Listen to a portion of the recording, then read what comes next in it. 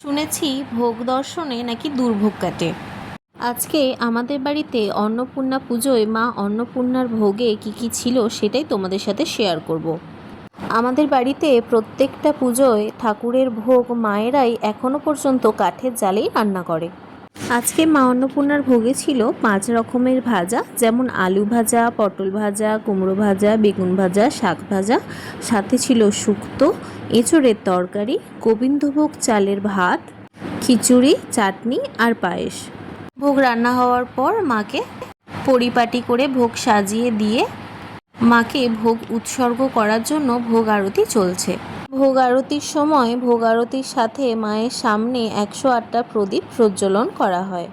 মায়ের ভোগ আরতি শেষ হলে মা নিজে অন্ন গ্রহণ করার পরে সমস্ত ভক্তরা মায়ের অন্নভোগ গ্রহণ করে।